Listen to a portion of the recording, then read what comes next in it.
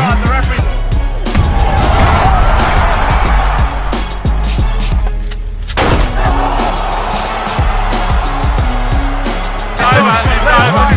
They're gonna stop this. They're gonna stop it.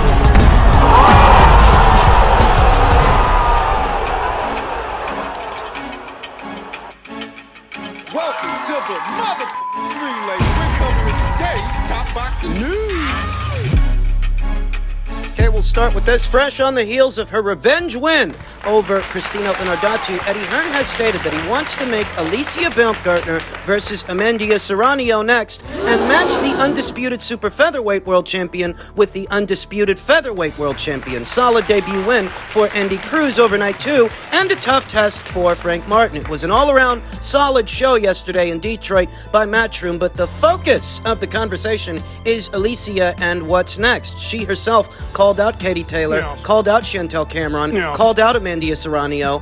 We know that Katie Taylor is set to lock horns with Chantel Cameron in the very near future, in the fall, so that rules those two out of the equation for Alicia's immediate future, leaving Amanda Serrano, who's set to be in action very soon, opposite the ring Heather Hardy. It's very likely that Amanda will beat Heather Hardy for the second time, the first fight being so lopsided, Amanda almost stopping Heather in the very first round. It's conceivable that the second fight, now that Heather's older, will go a lot like the first one did, having not made featherweight in so many years, a difficult weight for Heather to make. In all likelihood, Amanda is going to win and remain champion. A realistic is a fight between Alicia and Amanda. Alicia herself said, "What's next? 135, Katie Taylor, I want you. Chantel Cameron, Amanda Serrano, I will continue to defend my titles at 130 because I can do that. I'm great, getting better. I'm always working on something. I'm not perfect.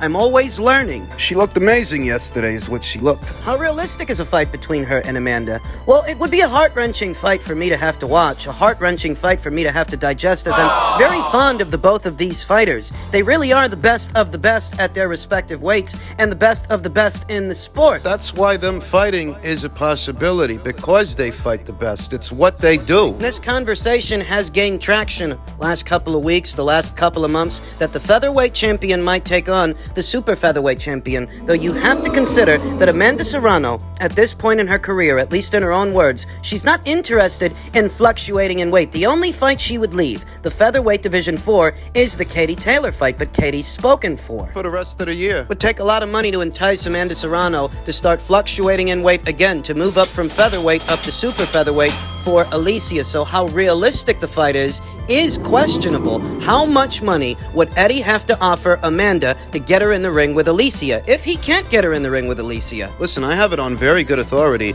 that Amanda's been making very good money inside the ring and outside of it. She's not strapped for cash. She's not in a place where she needs to go doing whatever somebody else wants her to do to make a dollar. Anyway, she has gone into business for herself. That being said, what dollar amount would Eddie have to offer her in order to make this fight a reality? If he can't make this fight a reality, then what's next for Alicia, since Katie and Chantel are spoken for and Amanda's not a lock? Well, yesterday in South Korea, former WBA champion, up until recently champion in recess, Hyun-Mi Choi returned to action opposite the ring Argentina's former champion, Maria Moderna. She won the fight, and she is in a pole position to challenge Alicia Baumgardner for her undisputed crown. Now, most aren't clamoring for this fight because most people feel Alicia would annihilate Hyun-Mi Choi, but she's there. She's still an unbeaten fighter. Her team have finally worked up the courage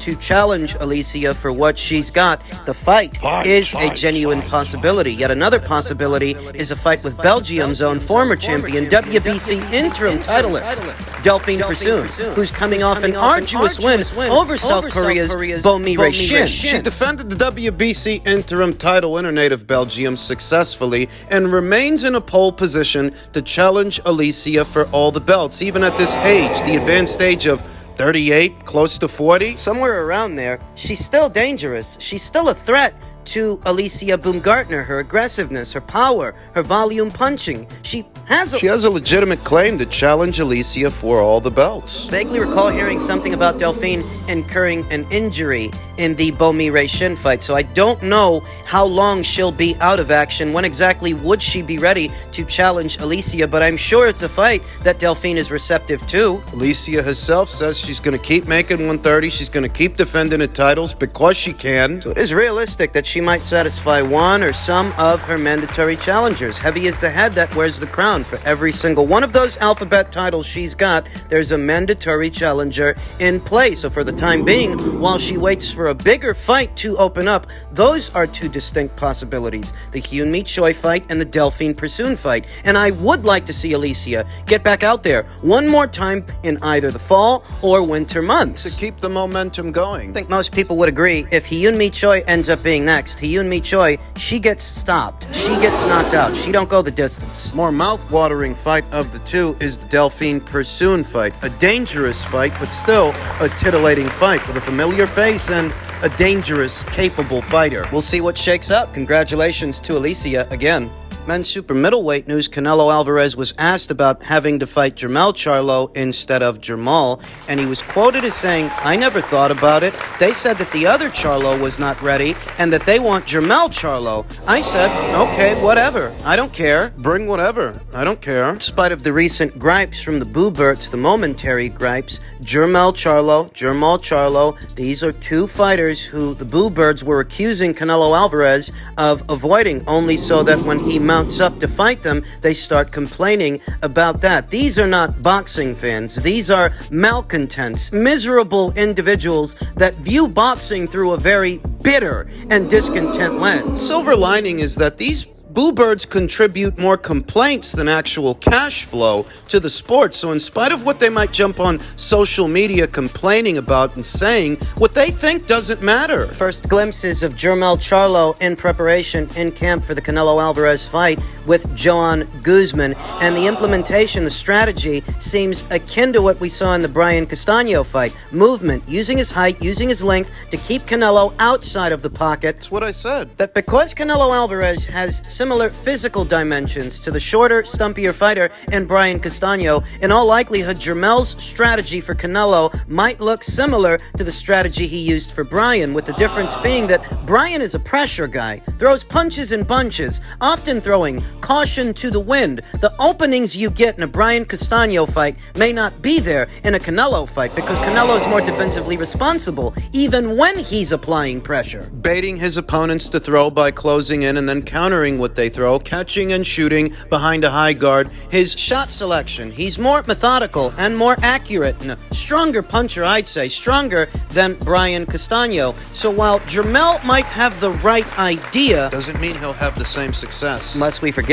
the night of the fight, he will be coming off over a year of inactivity, and it will be his first fight at super middleweight. On one hand, you say that it'll be better for Jermell to not have to boil all the way down to 154, which would be a hard weight to make, but on the other end, you say that he's never carried this much weight into a fight before. Could slow him down. Things to consider. Canelo Alvarez also addressed David Benavidez, a more adequately suited fighter to campaign as a super middleweight, really a light heavyweight. In any event, Canelo was asked if he will fight David Benavidez, to which he replied, sure, why not? Maybe in the future. He talks too much. That's not the way to make a fight. I don't pay attention. I do my thing. Just watch. Watch my career, watch his career. I've done a lot in boxing. It goes without saying. Canelo Alvarez's stint as a super middleweight, his campaign there, has been nowhere near as long as David's, but it's been far more fruitful, far more accomplished. Try and understand that David's been campaigning as a super middleweight for a very, very long time. Long before Canelo Alvarez ever set foot at that weight.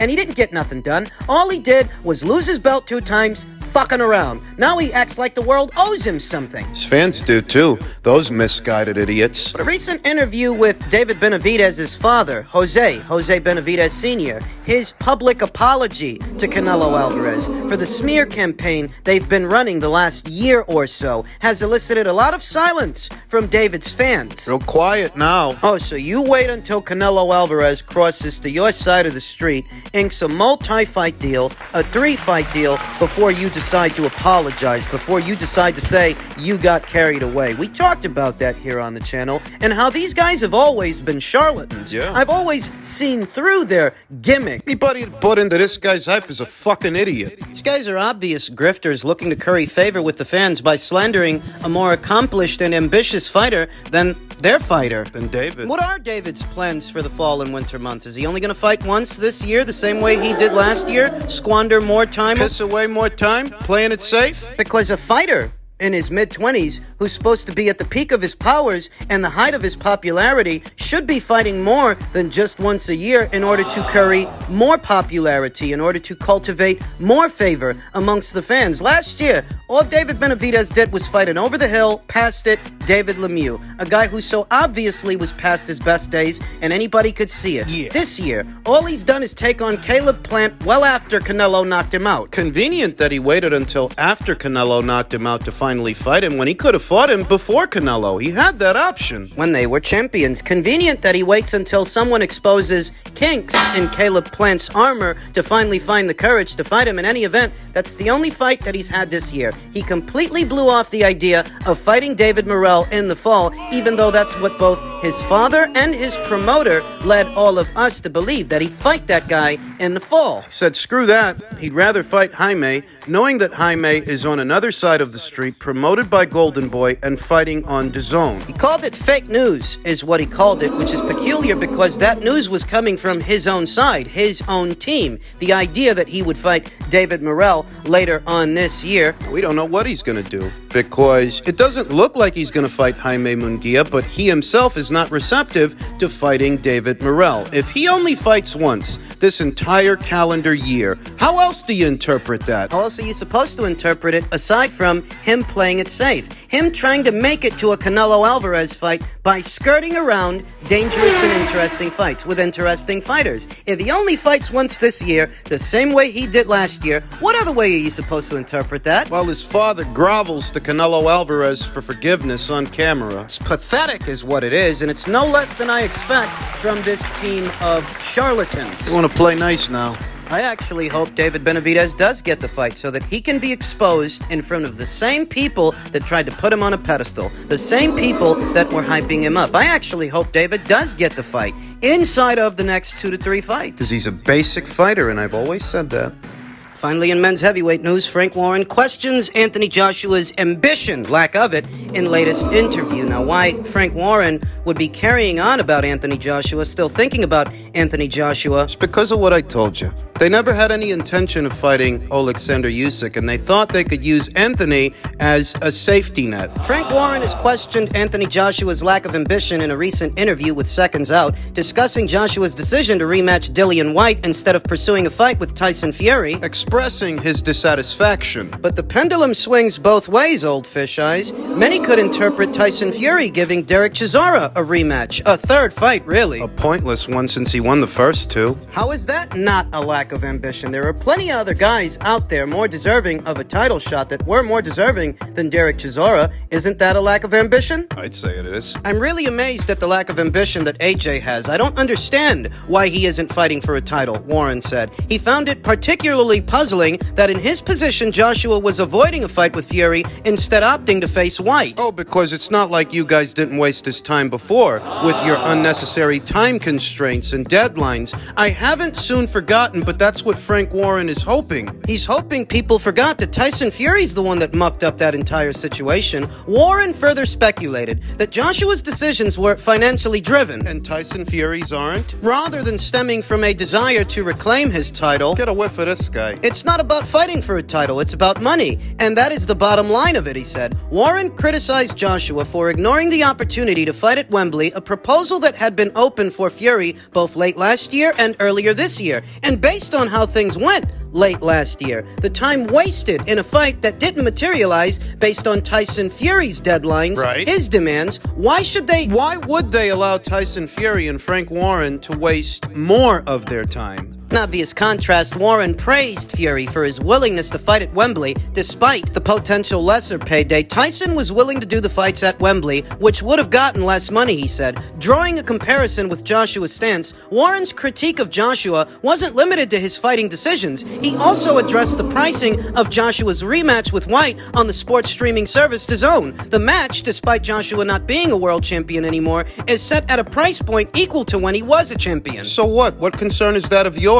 You're charging those Brits an arm and a leg yourself to watch Tyson Fury box a guy that ain't never boxed before, and you think you're justified. You're not. This is what is called projecting. Placing the inadequacies and fallacies of one's self on someone else. It's not Anthony Joshua that's suffering from a lack of ambition. It's Tyson Fury. He don't want to get out of bed for real contenders, legitimate fighters, legitimate boxers. Not if he can't make a massive purse. A massive payday as a result. It is, in fact, Tyson Fury that is suffering from a lack of ambition, because think about what his last two outings are going to be. A pointless trilogy with Derek Chisora when there are many other more worthy contenders out there than Derek. Right. A trilogy with Derek that no one was asking for, followed by a circus fight with an MMA fighter, not a boxer. Does that sound the least bit ambitious to you? Despite the criticisms, Warren expressed his optimism about the future of the sport, particularly in relation to Tyson Fury's status. He indicated that the power to decide future high-profile fights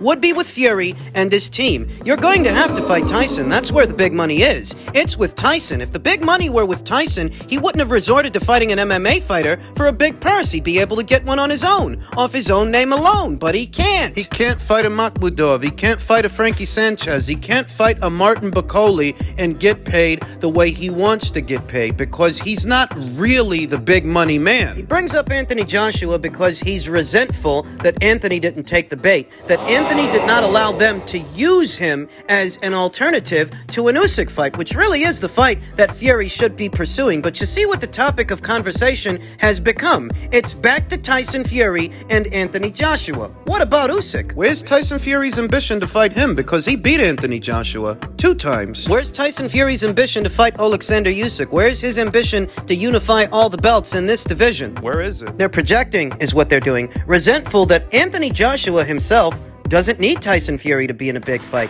The fight with Dillian White, the rematch, it's already sold out. And if he beats Dillian White the way we all think he can, the way we all think he will, he's got an even bigger fight lined up later on this year. That's what Frank is up in arms about, that Anthony doesn't need Tyson. He doesn't actually need his belt. Tyson Fury does need Anthony. He's running out of options. Why do you think he's fighting an MMA fighter? I'm gonna criticize Anthony Joshua. One of these two guys is a challenger, one of these two guys is a champion. But who's the only one fighting in an actual boxing match with an actual boxer? The Queensbury promotional engine runs on petrol from Anthony Joshua. And it's pathetic, because how is Frank still talking about this guy? He's running out of options, and he knows. Tyson Fury doesn't fancy the Usyk fight, so the only other big payday, big fight is the Joshua fight. That's why he's talking about him. It's because they need him, but he doesn't need them.